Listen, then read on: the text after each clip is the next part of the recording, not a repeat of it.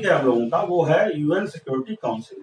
तो चलिए बातचीत शुरू करते हैं। ये जाहिर सी बात है कि देखिए, अगर मैं कहूं कि यूएन के जितने भी महत्वपूर्ण अंग हैं, जितने भी महत्वपूर्ण ऑर्गन हैं, सबको पता है सबसे प्रभावशाली, सबसे ज्यादा इफेक्टिव, जिससे लोग डरते हैं, है ना भाई, जिससे डरते हैं उसी से तो जो है वही तो प्रभावशाली कहा जाएगा, वो है यूनाइटेड नेशन सिक्योरिटी काउंसिल। अगर कोई प्रस्ताव यूनाइटेड नेशन सिक्योरिटी काउंसिल में चला जाता है, ठीक है, और वो वहां पारित हो जाता है, तो ध्यान रखिए फिर इसकी बात को टालने का एक तरीके से साहस जो है बहुत कम देशों के पास है। अगर वो टालते रहेंगे तो उनके विरुद्ध जो है कड़ी कार्रवाई की जा सकती है, इसमें कोई दो राय नहीं है। ठीक है भाई, जाहिर सी बात है विश्व के समस्त जो सबसे ज्यादा शक्तिशाली देश हैं वो यहाँ पर उपस्थित हैं, ठीक है, और उनके प्रभाव में ही एक तरीके से पूरा यूनाइटेड नेशन काम करता है। पूरा यूनाइटेड नेशन जो है वो एक तरीके से डायरेक्शन में चलता है विश्व के उन 5 शक्तिशाली देशों के जो इसके परमानेंट मेंबर हैं। ठीक, अगर मैं इसकी थोड़ा सा आपका इंट्रोडक्शन दूं तो पहली बार की इस प्रकार की संस्था का जो प्रावधान है, यूएनएससी का जो प्रावधान है कि इस प्रकार की संस्था होनी चाहिए, वो डम्बर्टन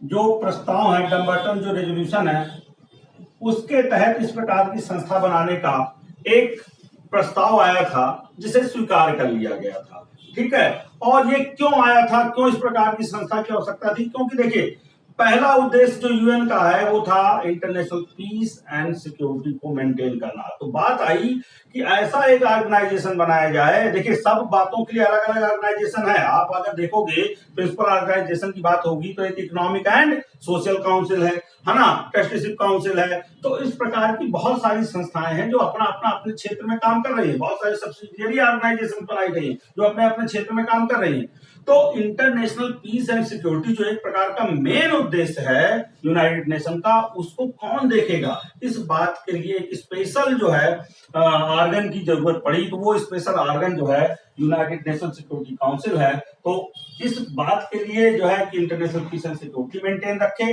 और साथ ही साथ ये भी ध्यान में रखा गया कि जो महासभा है, यूनाइटेड जो नेशन है, उसमें सदस्यों की संख्या बहुत ज्यादा, पहले भी बहुत ज्यादा थी, अब बढ़ते बढ़ते कितनी हो गई भाई?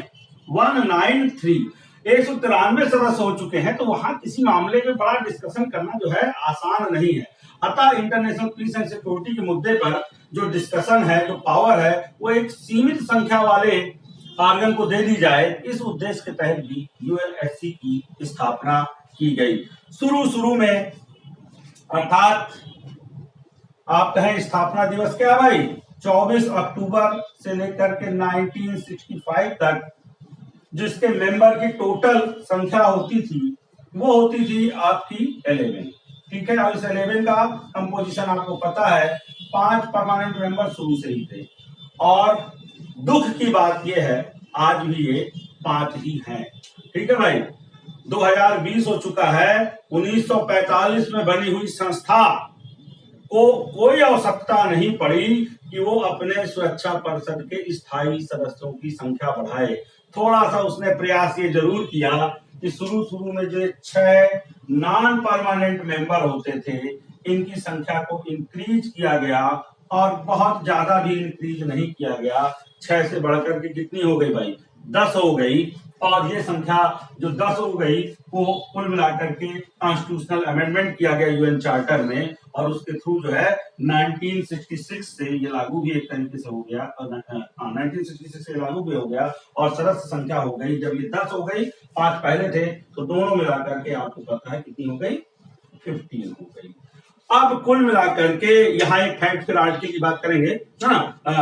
तो एक ये बात हो गई। और अगर इंट्रोडक्शन में बात करें तो देखिए, ये कुल मिलाकर के यूएनएससी के प्रस्ताव काफी डिटेल हैं।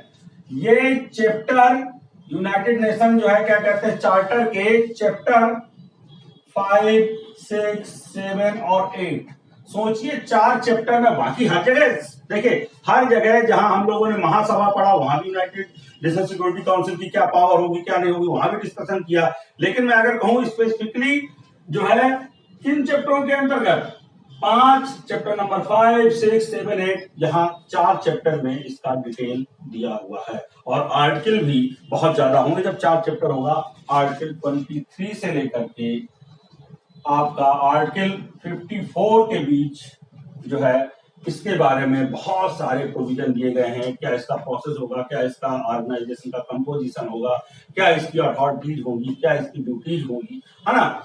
तो कुल मिलाकर के बहुत ही डिटेल्ड प्रोविजन दिए गए हैं। इसी से आपको अनुमान लगा लेना चाहिए ये सबसे महत्वपूर्ण संस्था है।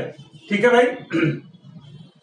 तो एक चीज और भाई, इनमें तो कोई डाउट है नहीं, ये लोग, इन लोगों ने तो कब्जा कर लिया तो कर लिया। इन लोगों ने कब्जा कर लिया, नॉन जो है परमानेंट मेंबर ने, और आज तक कब्जा किए। इन बेचारों की बात आती है, इन बेचारों की बात आती है नॉन परमानेंट मेंबर की, जिनकी संख्या अब 1966 से 10 हो गया है। इनको चुनने में, इनको क्या कहते हैं, इलेक्ट करने में कुछ प्रिंसिपल अपनाए जाते हैं अकॉर्डिंग टू आर्टिकल आपके 23। ये संख्या क्या होगी, कंपोजिशन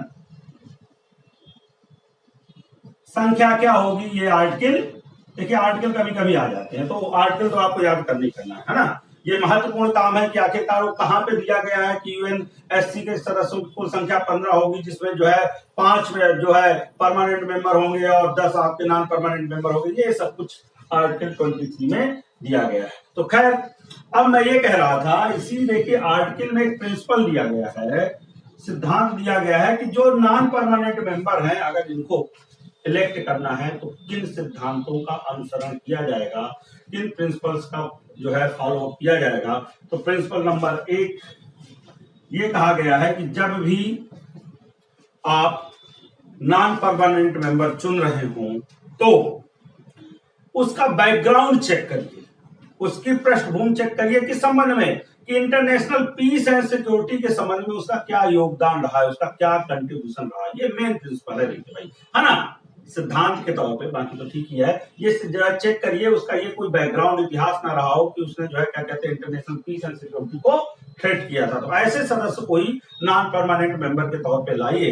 और दूसरा ये है कि टेरिटोरियल डिस्ट्रीब्यूशन का जो सिद्धांत होता है, क्षेत्रीय जो है क्या कहते हैं वितरण का जो सिद्धांत होता है, क्योंकि देखिए सभी जो विश्व है कई सेक्टर में डिवाइड है ना भाई, Asia, Europe, Africa, Latin America, ठीक है। इस प्रकार से जो क्षेत्र हमने बांटे हैं और फिर वो जो है इन क्षेत्रों को डिवाइड किया गया है, तो इस प्रकार के क्षेत्रों का प्रतिनिधित्व जो है यूएनएससी में हो जाए, इस बात को ध्यान रखिए। और कार्यकाल भी जो है इसी आर्टिकल में 23 में दिया गया है कि जो कार्यकाल होगा वो कुल मिलाकर के 2 साल का होगा नॉन परमानेंट मेंबर का। ये सब लोग बहुत साधारण सी बातें हैं, ये आप जानते हो, इसी आर्टिकल 23 में ये सब बातें जो है कही गई हैं। ठीक है, एक चीज जो है इसी में साफ तौर पे कह दिया गया है, जैसे जनरल असेंबली में देखिए कंपेयर करते हुए चलेंगे तो बड़ा अच्छा रहता है।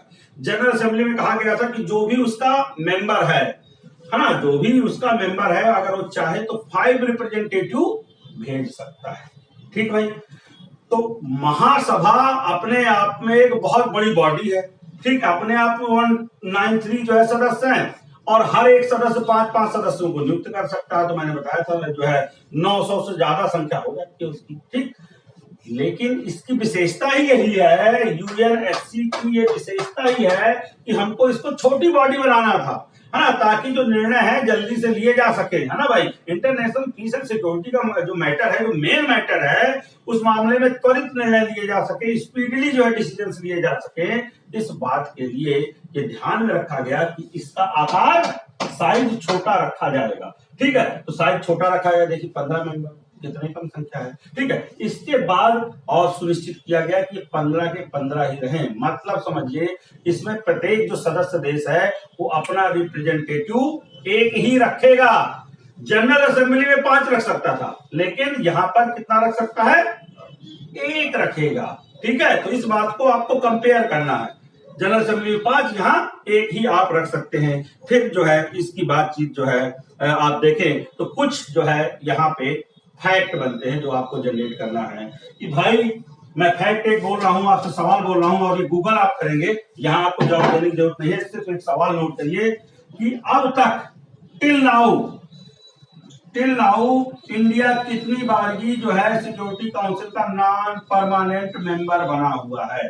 ठीक है भाई, एक सवाल यह है, ये ढूंढ लीजिएगा, कितनी बारगी भारत को अब तक जो है, एक बारगी फिर बना दिया गया है अभी, है ना भाई। और आपको मैंने बताया था कि 2021 से भारत फिर क्या हो जाएगा, नॉन परमानेंट मेंबर के तौर पे जो है क्या है, अपना सदस्यता ग्रहण कर लोगे आप। ठीक है, तो चलिए 8 जो है बता रहे हैं, बहुत अच्छी बात है कि 8 बारगी जो है क्या बन चुका है, जो है सदस्य बन चुका है सुरक्षा परिषद का भारत। तो एक तो यही आ सकता, फैक्ट तो फैक्ट है भाई। और चर्चा में है, चर्चा में इसलिए क्योंकि 2021 में भारत को फिर से क्या करना है भाई, अपना जो है पदभार ग्रहण करना है as a non permanent member of UNSC.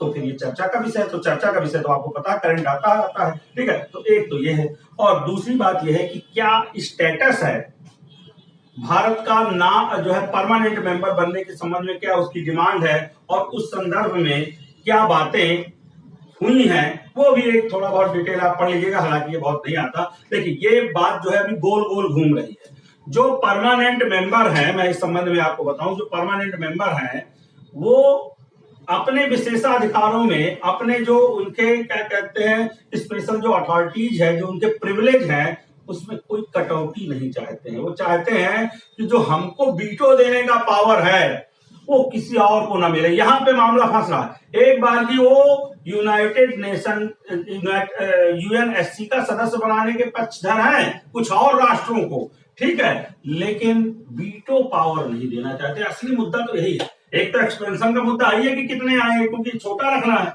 ये बड़ी विशेषता है, तो सब तो आ नहीं सकते हैं, एक तो इसकी आड़ लेते हैं। दूसरा जो महत्वपूर्ण जो है क्या कहते हैं मुद्दा है, वो ये है कि वो चाहते हैं कि जो उनकी वीटो पावर है ना, वो प्रभावित ना हो और लोगों को ना मिले। एक बार 5 को ही मिल गई, चाइना को देकर के एक तरीके से अमेरिका क्या है भाई, पछता रहा है, अब उसको कैसे हटाए। नहीं तो और मेंबर आएंगे कल की डेट में। देखिए इंटरनेशनल रिलेशन है, इन पे जो है उतार चढ़ाव होता रहता है। आज भारत से बहुत पट रही है जो है अमेरिका की, कल की डेट में ना पटे भाई। ठीक है, तो एक देखिए अंदर से एक बात यह है कि नेगेटिव जो वोट है, जो वीटो पावर है ना, वो जो है क्या कहते हैं, वो पावर शेयर ना की जाए, ऐसा एक बात है। खैर बहुत सारे प्रस्ताव चले, और इसमें एक फैक्ट है। फैक्ट जो है ये है कि ये बात चलती रही, भारत ये पक्ष लेता रहा कि भाई हमको स्थायी सदस्य बनाया जाए और उसकी मांग जायज है। हम लोग तो कहेंगे ही भाई कि मांग जायज है, और जो है क्या कहते हैं, दुनिया को भी माननी चाहिए कि दुनिया का सबसे बड़ा लोकतंत्र, दुनिया में सबसे ज्यादा पॉपुलेशन रखने वाला चाइना पीछे हो जाएगा पॉपुलेशन में। ठीक है, ऐसे जो है क्या कहते हैं, जो है जिसका इंटरनेशनल पीस एंड सिक्योरिटी के मामले में ट्रैक रिकॉर्ड दुनिया में सबसे अच्छा है, किसी का इससे अच्छा नहीं है, ऐसे जो है मेंबर को आप जो है अगर यूएनएससी के परमानेंट मेंबर में नहीं रखते हो, तो फिर जो है यूएन की जो एक प्रकार से है ना आइडेंटिटी है, वो क्राइसिस में लगती है। बहुत सीधी सी बात है। आज की डेट में भारत इस पोजीशन में पहुंच गया है कि अगर कह दे कि मैं सदस्यता छोड़ रहा हूँ, विड्रॉ कर रहा हूँ, विड्रॉ करने का अधिकार तो है ना भाई, अगर मुझे इसका नहीं सदस्य बनाओगे, मैं विड्रॉ कर रहा हूं, तो निश्चित तौर पे वहां हड़कंप मचेगी। लेकिन खैर ये एक्सट्रीम कदम होता है, इस प्रकार के कदम इतने जल्दी नहीं उठाए जाते हैं। वहां पे मैं एक फैक्ट आपको बता देना चाहता हूं कि 1994 में भारत, ये तो बात कहता रहा, लेकिन औपचारिक तौर पे, लिखित तौर पे, फॉर्मल तौर पे 1994 में अपना दावा कर दिया है कि भाई मुझे भी परमानेंट मेंबर बनाया जाए। और बातें बहुत सारी होती हैं, लेकिन भारत को जो है बहुत सारे प्रस्ताव दिए गए कि भाई आप सदस्य बन जाइए लेकिन वीटो पावर नहीं देंगे, या आप सदस्य बन जाइए तो आप जो है 5 साल 10 साल के लिए इस प्रकार का सदस्य बनाएंगे। बहुत प्रकार के प्रपोजल आए, उनका कोई मतलब नहीं है। जब करंट में आए हों, अभी आए हों तो अलग मुद्दा है, तब तो आपके जो है परीक्षा में आएंगे। अगर करंट में कोई प्रपोजल नहीं आया, बहुत पहले कोई प्रपोजल आया है, तो वो नहीं बनेगा। फैक्ट सिर्फ इतना है, स्टेटस ये है कि भारत ने फॉर्मली, है ना, औपचारिक तौर पे ये दावा ठोक दिया है कि भाई मुझको यूएनएससी का परमानेंट मेंबर बनाया जाए। उसको कुल मिला के कहा गया है ना कि आप जो है विदाउट जो है क्या कहते हैं प्रिविलेज के जो है ना, अगर जो है आपको वीटो, असली मुद्दा तो क्या वीटो पावर था, अगर वीटो पावर नहीं दी जाए, या तो सबकी वीटो पावर चली जाए, अच्छा क्या है, या तो सबकी वीटो पावर चली जाए भाई, है ना, सारे निर्णय क्या हो, बहुमत से हो। एक सुझाव ये दिया गया कि सबको वीटो पावर छोड़ दो, या फिर अगर तुम्हारे पास वीटो पावर है तो हमको भी वीटो पावर दो। इस रूप में हम मेंबर बनना चाहेंगे, इसके अलावा हमें कोई और शर्त मंजूर नहीं है। तो खैर इसका इतिहास भी थोड़ा बहुत देख लीजिएगा। अगर इधर इस इतिहास में अगर कोई प्रपोजल आता है, कोई बात आती है, तो इस पे सवाल आने की उम्मीद बनती है। बाकी 1994 का ईयर जो है ध्यान रखिएगा कि भारत ने दावा कर दिया था जो है फॉर्मल तौर पे। ठीक, अब बातचीत जो है आगे हम लोग बढ़ाएं तो प्रोसेस की बात करें। जो प्रोसेस है ना, आपकी यूएनएससी का जो प्रोसेस है, प्रक्रिया,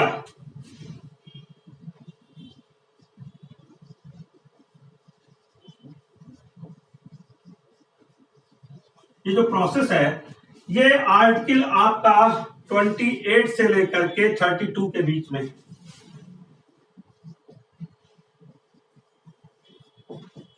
जो प्रोसेस है 28 से लेकर 32 के बीच में, इसकी मेन बातें समझिए। मेन बातें क्या है, याद रखने वाली बात यह है कि कोई भी जो सदन होता है, एक प्रकार से कोई भी जो क्या कहते हैं एजेंसी होती है, जहां कोई मामला जो है डिस्कस किया जा रहा हो, वोटिंग करनी हो, है ना, एक प्रकार से सदन बन जाता है, हाउस बन जाता है। तो किसी भी हाउस को अपना प्रोसीजर, अपना प्रोसेस तय करने का स्वयं अधिकार होता है। जैसे जनरल असेंबली को है, जैसे हमारे यहाँ पार्लियामेंट के हर हाउस को है अपना जो है प्रोसेस तय करने का कि कैसे जो है हमारे यहाँ कार्रवाई होगी। इस प्रकार का प्रोसेस तय करने का अधिकार जो है, मुद्दे पे किस प्रकार से डिस्कशन को आगे बढ़ाएंगे, क्या होगा क्या नहीं होगा, इस प्रकार के रूल्स एंड रेगुलेशन बनाने का जो अधिकार है वो सिक्योरिटी काउंसिल को स्वयं है। लेकिन इस मुद्दे पर ध्यान रखिएगा कि कोई भी अगर प्रक्रिया संबंधी प्रश्न है ना, कि किस प्रकार का प्रोसेस अपनाया जाए, तो कुल मिलाकर के आर्टिकल मतलब कोई भी प्रक्रिया संबंधी अगर प्रश्न अपनाया जाएगा तो साफ तौर पे दिया गया है कि आपका 9 लोग, ठीक है, क्या दिया गया है, आर्टिकल 27 में दिया गया है कि अगर प्रक्रिया संबंधी कोई क्वेश्चन है तो 9 पॉजिटिव वोट चाहिए, 9 सकारात्मक वोट चाहिए प्रोसीजर तय करने के लिए कि यूएनएससी किस प्रकार का प्रोसीजर इस मामले में अपनाएगी। ठीक है, ये एक बात जो है ये बहुत ही महत्वपूर्ण है और इस महत्वपूर्ण बात को समझिएगा। अर्थात 5 लोगों को जिनको वीटो पावर दी गई है, 5 लोगों को जिनको वीटो पावर दी गई है, ये 5 लोग जो है कभी भी वीटो पावर लगा करके प्रक्रिया को रोक सकते हैं। और किसी को तो भाई वीटो पावर है नहीं, तो सबको तो सकारात्मक वोट देना होगा। और इसी संदर्भ में एक बात और बहुत अच्छे से नोट कर लीजिएगा कि जो इनकी वीटो पावर है परमानेंट मेंबर की, ये अगर एब्सेंट हो जाए, एब्सेंट होकर कहें जाओ भैया हम जो है एब्सेंट है, हम अनुपस्थित है, तब इनका वीटो नहीं माना जाता। वीटो तभी माना जाता है जब ये उपस्थित हो और कहें कि मैं जो है क्या कहते हैं इस मुद्दे पर वीटो लगा रहा हूं। वीटो के बारे में समझिए रखिएगा, ये जो 5 मेंबर हैं इनका वीटो कब माना जाता है भाई, तब माना जाता है जब ये प्रेजेंट होकर के कहें कि इस मामले पे मेरा वीटो है। अगर ये प्रेजेंट नहीं है तो इनका वीटो नहीं माना जाएगा। तो ये एक महत्वपूर्ण बात है। दूसरी बात ये है कि जैसा कि जनरल असेंबली में भी दिया गया था, जो उसके कामकाज थे, जो उसके फंक्शन थे, जो उसके जो है अकाउंटेबिलिटी थी, अगर उसे पूरा कराने के लिए उसको जो है इस प्रकार के क्या कहते हैं सब्सिडियरी ऑर्गेनाइजेशन की जरूरत पड़ती है, तो वो क्या कर सकता था, स्टैब्लिश कर सकता था। जिस प्रकार से जनरल असेंबली कुछ सब्सिडियरी ऑर्गेनाइजेशन बना सकता है, कुछ जो है अनुषांगी जो क्या कहते हैं निकाय बना सकता है, कुछ सहायक जो है निकाय बना सकता है, उसी प्रकार के सिक्योरिटी काउंसिल को भी अथॉरिटी दी गई है कि वो अपनी कामों में सहायता के लिए सब्सिडियरी ऑर्गेनाइजेशन बना सके।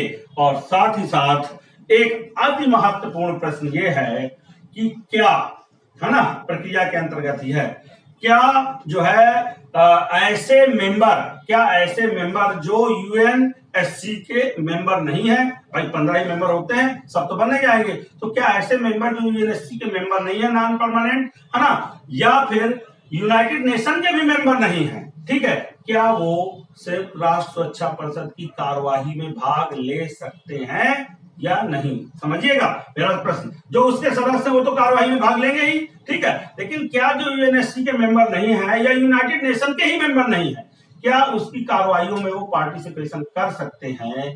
तो कुल मिलाकर के इस संदर्भ में आपको मुझे बताना है। तो इस संदर्भ में आर्टिकल 31 और 32, ठीक है, ध्यान रखिएगा, आर्टिकल 31 और 32 इसके संदर्भ में जो सिक्योरिटी काउंसिल के मेंबर नहीं है या जो यूनाइटेड नेशन के मेंबर नहीं है, क्या ये पार्टिसिपेशन कर सकते हैं आपके सिक्योरिटी काउंसिल के किसी मुद्दे में, कार्रवाई में वहां भाग ले सकते हैं? इसके बारे में प्रोविजन आर्टिकल 31 और 32 में दिया गया है कि यस, ये ले सकते हैं। अगर कोई ऐसा मेंबर यूनाइटेड नेशन का है जो उसका मेंबर ही नहीं है ना, यूनाइटेड नेशन का मेंबर ही नहीं है, लेकिन कहीं ना कहीं से क्या है, पार्टी है किसी मुद्दे पर जिसपे कहां विचार विमर्श हो रहा है, आपके यूनाइटेड नेशन सिक्योरिटी काउंसिल में किसी मुद्दे पर अगर विचार विमर्श हो रहा है और उस मुद्दे का वो पार्टी है, कोई मेंबर, भले ही वो यूनाइटेड नेशन का भी मेंबर नहीं बना है, तो वो वहां पार्टिसिपेशन कर सकता है, उसे बुलाया जा सकता है। ठीक है, इसी प्रकार से सिक्योरिटी काउंसिल का मेंबर नहीं है लेकिन उसका उस मामले से संबंध है जिस मामले को लेकर के, इंटरनेशनल पीस एंड सिक्योरिटी के मामले के लेकर के जो है विचार चल रहा है यूनाइटेड नेशन सिक्योरिटी काउंसिल में, तो उसको भी पार्टिसिपेशन का अधिकार है। अगर यूएनएससी उसको बुलाए तो वो पार्टिसिपेट तो कर सकते हैं, लेकिन एक महत्वपूर्ण बात है, पार्टिसिपेशन इन लोगों का हो सकता है लेकिन विदाउट, ये बात नोट करने के, विदाउट वोटिंग राइट, ये बड़ी बात है। मतलब बिना जो है वोट देने के अधिकार के इनको पार्टिसिपेट करने का कार्रवाइयों में अधिकार है। किनको? जो यूएनएससी के मेंबर नहीं है और जो यूनाइटेड नेशन के भी मेंबर नहीं है। ठीक है, ये भी पार्टिसिपेट कर सकते हैं लेकिन इनको वोटिंग राइट्स नहीं दिए जाएंगे। ठीक है भाई, तो ये मुद्दा हम लोगों ने डिस्कस किया। अब अगला मुद्दा हम लोग डिस्कस करते हैं वोटिंग प्रोसीजर के बारे में। प्रक्रिया मेरे ख्याल से समझ में आ गई। ठीक,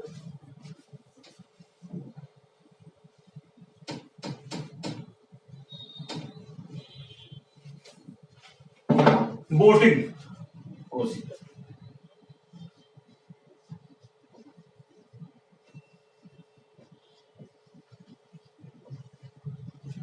ये आपका डील किया गया है आर्टिकल 27 में। ठीक है भाई, आर्टिकल आपका 27 किस प्रकार से मतदान किए जाएंगे, तो बड़ा सिंपल है, ये कई बार भी डिस्कस हो चुका है।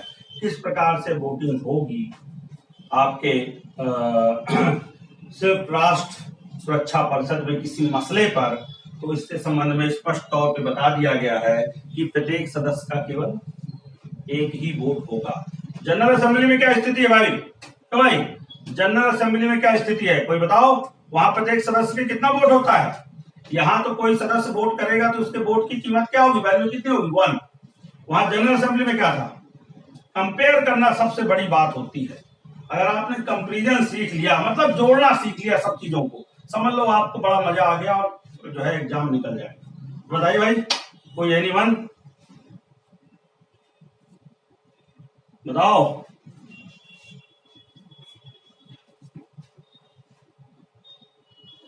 .64 ये क्या बता दिया था भाई? ये जो है आनंद ने सही बताया, वहां भी कुल मिलाकर के एक ही वोट गिना जाएगा। कोई सदस्य जब वोट देगा तो जनरल असेंबली में एक ही वोट गिना जाएगा भाई, मैंने तो बताया था।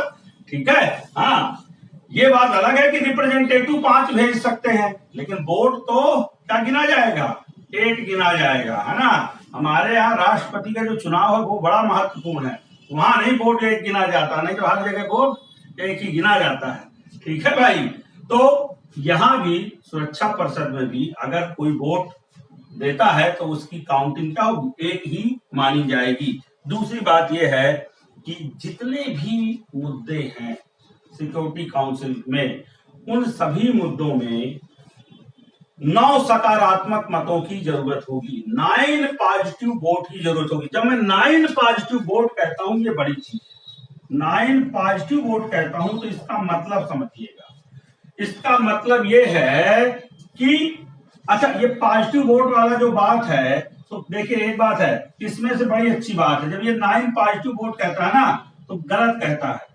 5 पॉजिटिव वोट कहता है तो ज्यादा अच्छा है, प्लस अन्य लोगों का वोट कहता तो अच्छा है ना, अन्य 4 लोगों का वोट कहता तो ज्यादा अच्छा है। अरे भैया, नेगेटिव वोट देने का, है ना, वीटो लगाने का अधिकार तो सिर्फ 5 मेंबर को है। यही लोग जो है क्या कहते हैं, अगर वीटो लगा देंगे तो मामला आगे नहीं बढ़ेगा।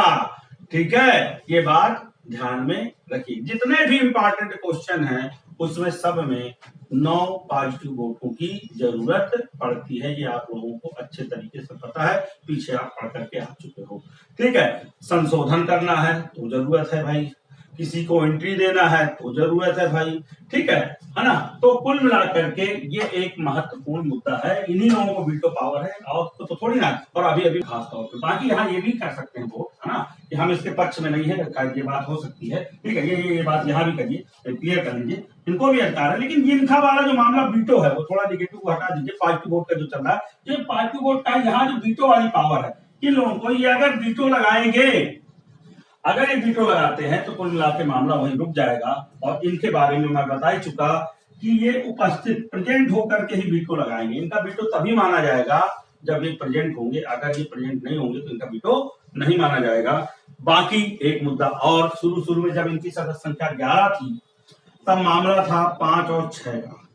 अगर इंपॉर्टेंट मैटर नहीं है तो बहुमत के लिए क्या रखा गया था भाई, ये रखा गया था पहले शुरू में बहुमत क्या रखा गया था, 7 मेंबर का। इंपॉर्टेंट जो है अगर क्वेश्चन नहीं है और 7 मेंबर बहुमत करते हैं तो 5 तो यही हो गए भाई, यही आपस में मिलकर के मुद्दा सुलझा लेते थे।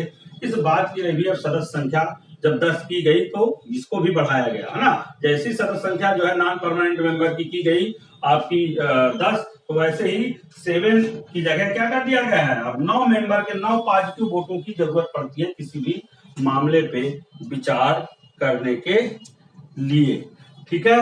तो ये हो गया वोटिंग के बारे में प्रोसीजर। अब मेरा